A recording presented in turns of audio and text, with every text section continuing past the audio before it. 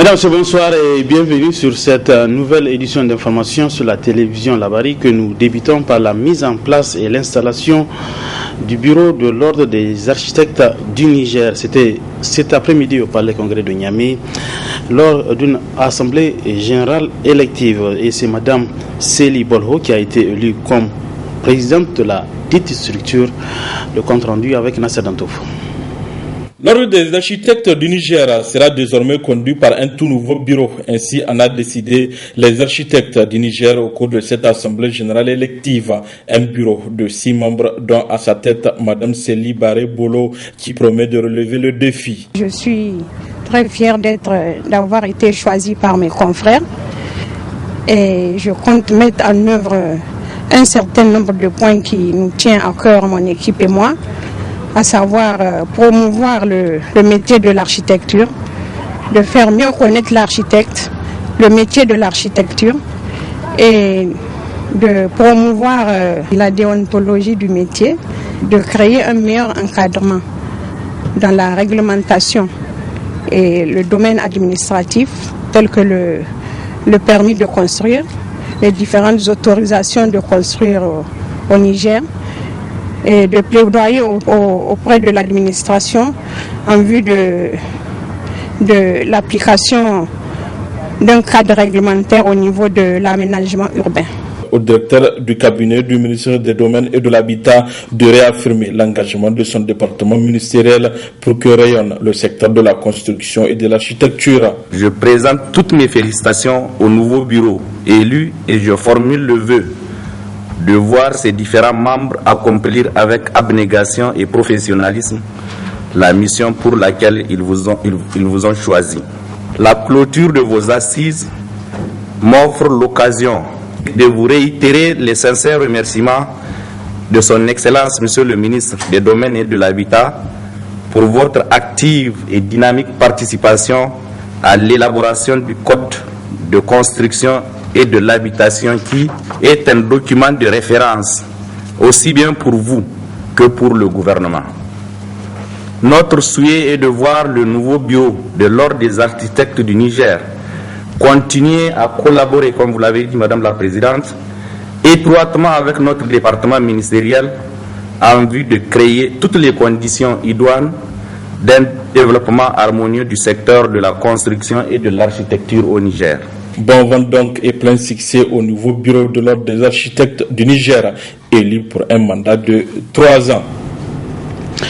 Voilà, Madame Célie Bolho qui est donc élue présidente du bureau de l'ordre des architectes du Niger.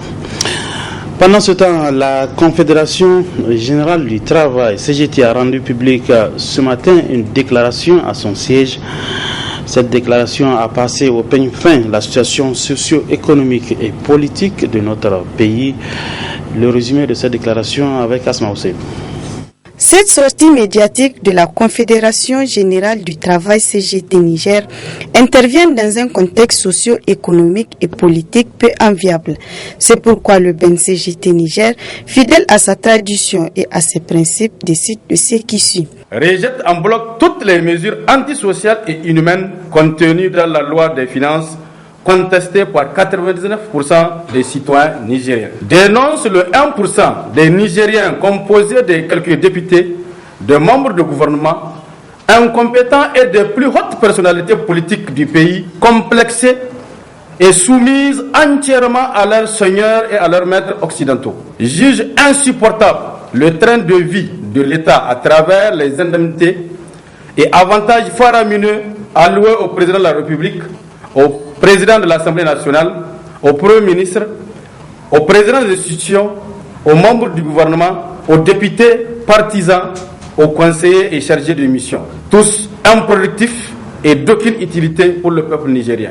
Condamne la démission de l'État et de ses démembrements dans la prise en charge des besoins essentiels des populations nigériennes.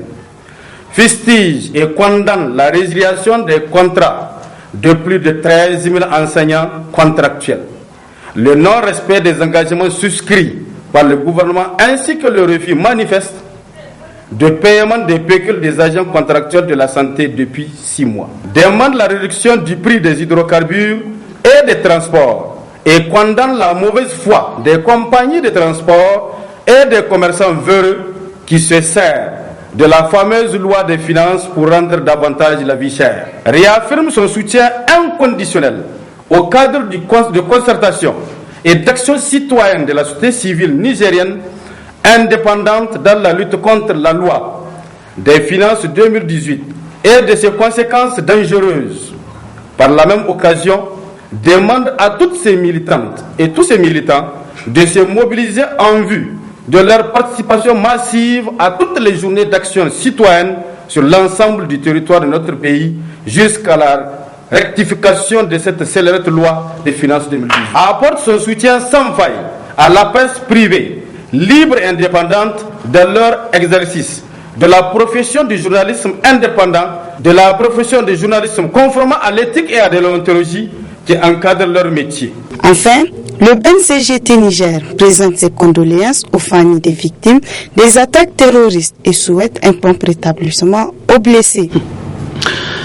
Le conseil d'administration de la Maison de la Presse a tenu une réunion cet après-midi.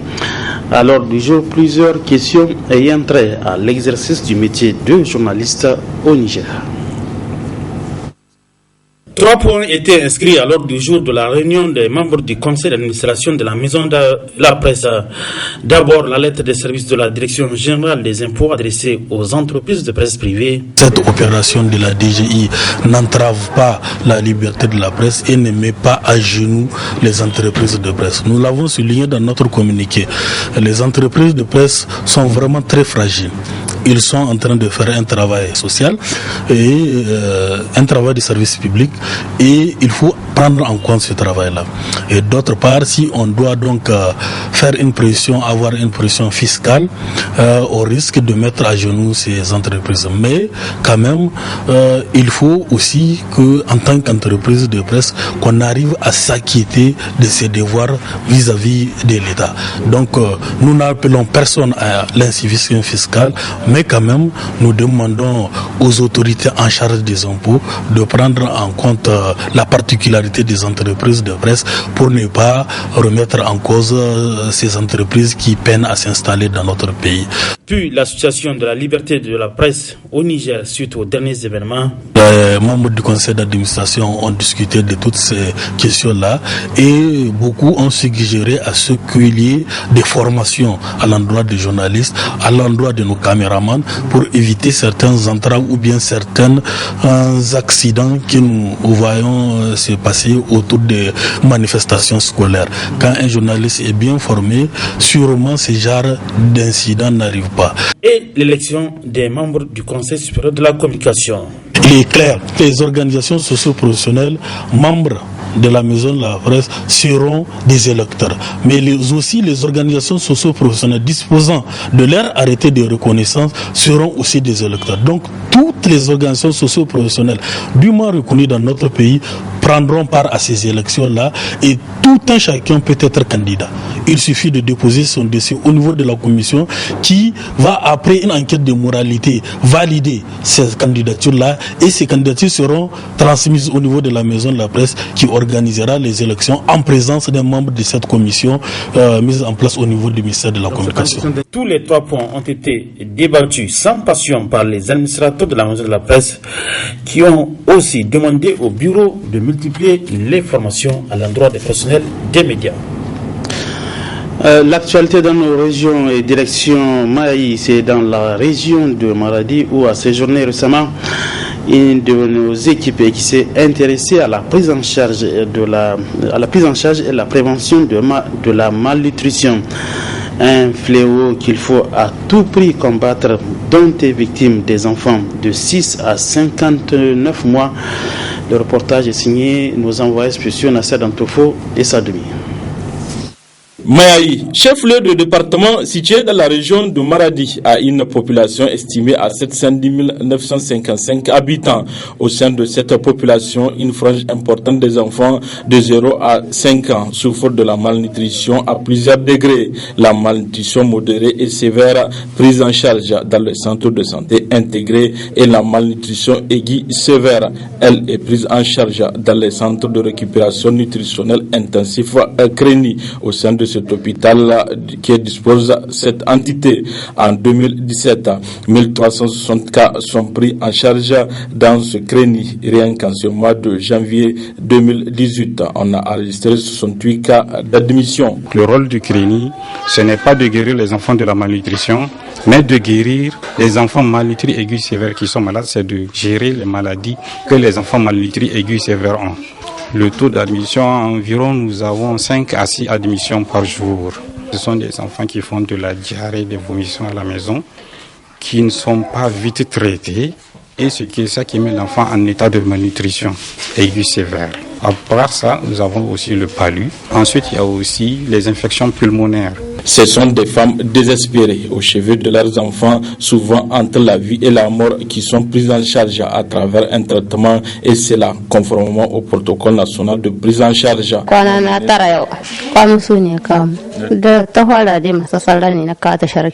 J'ai aujourd'hui 9 jours dans cet hôpital.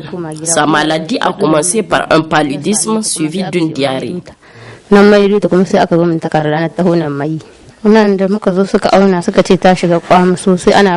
Arrivé à l'hôpital, on m'a dit qu'il souffre de la malnutrition. C'est depuis qu'on le prend en charge ici dans ce centre, avec des aliments thérapeutiques.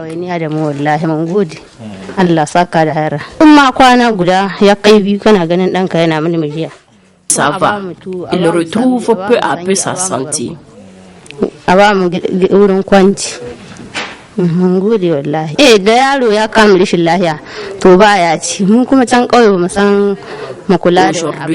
je me rends compte que j'ai commis une grosse erreur, sachant que ce que nous cultivons est nécessaire pour entretenir nos enfants et que malheureusement nous vendons.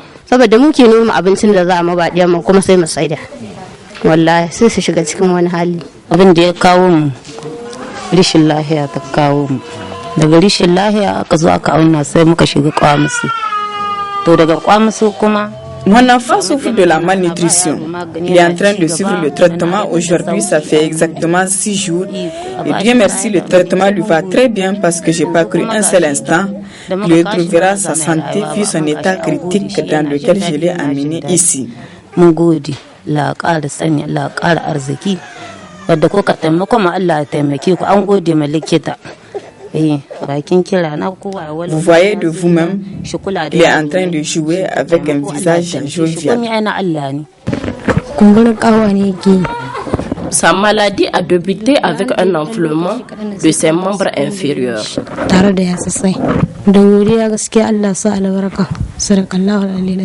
Quand je l'ai amené ici, on m'a dit qu'il souffre également de la malnutrition. Et depuis, il suit le traitement à base des repas nutritionnels et autres injections.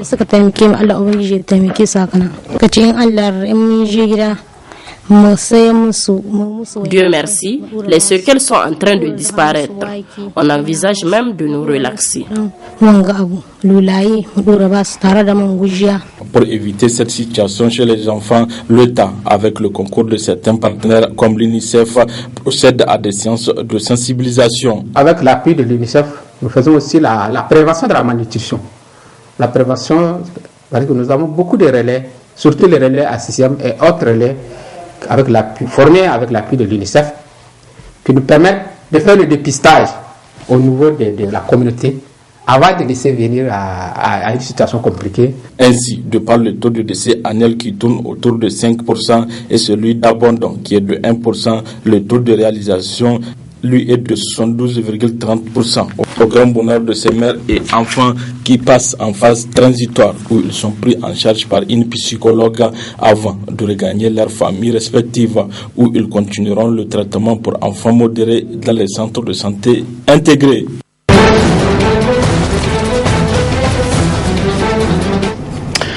L'actualité à l'étranger à présent avec en ligne de mire les USA et l'Allemagne. Avec cet acte d'accusation, le procureur Robert Mueller tape fort. Il inculpe 13 ressortissants et 3 entités russes. Tous sont accusés de complot visant à tromper les États-Unis. Ils auraient cherché à interférer dans l'élection présidentielle de 2016. Les accusés auraient mené ce qu'ils considéraient comme une guerre d'information contre les États-Unis, avec le but d'instaurer une méfiance envers les candidats et le système politique en général.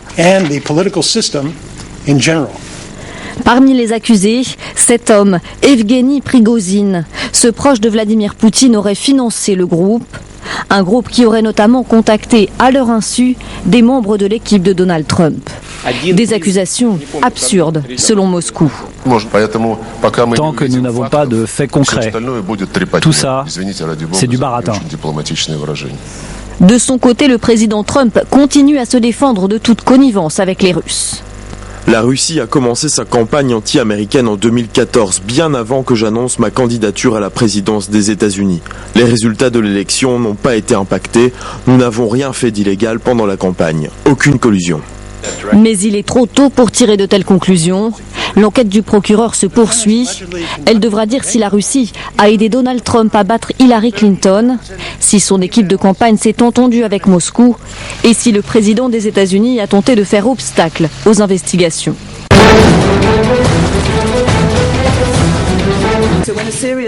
Devant un parterre de responsables européens réunis à Munich, Theresa May insiste. Il est urgent de négocier un nouveau traité de coopération sécuritaire entre l'Union européenne et le Royaume-Uni. Le défi aujourd'hui, c'est de trouver le moyen de travailler ensemble dans un partenariat approfondi et spécial entre le Royaume-Uni et l'Union européenne. De préserver la coopération que nous avons construite et d'aller plus loin pour répondre aux menaces évolutives auxquelles nous faisons face, tous ensemble. Dans son discours, le Premier ministre français tend la main au Royaume-Uni, les deux pays étant les principales puissances militaires en Europe. Malgré le Brexit, nous comptons sur la communauté d'intérêts qui nous unit au Royaume-Uni pour que le lien étroit noué entre nos deux pays soit maintenu et même renforcé. Il a plaidé pour l'Europe de la défense, des ambitions vues d'un mauvais œil par Washington qui craint que cela ne prive l'Alliance Atlantique de ressources. Des inquiétudes auxquelles a répondu le président de la Commission européenne, Jean-Claude Juncker.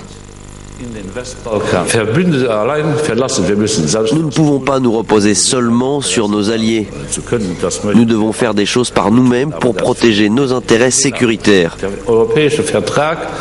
Et c'est ce que nous voulons faire. Mais ce n'est pas un effort contre l'OTAN. Le traité européen établit que l'OTAN et l'Union européenne doivent être complémentaires et nous continuerons de l'être. La France souhaite que d'ici quelques années, l'Europe dispose d'une force d'intervention, d'un budget de défense et d'une doctrine commune. Ainsi prend fin donc cette édition d'information. Mesdames, Messieurs, merci à vous de l'avoir suivi. Bon week-end à tous, bonsoir.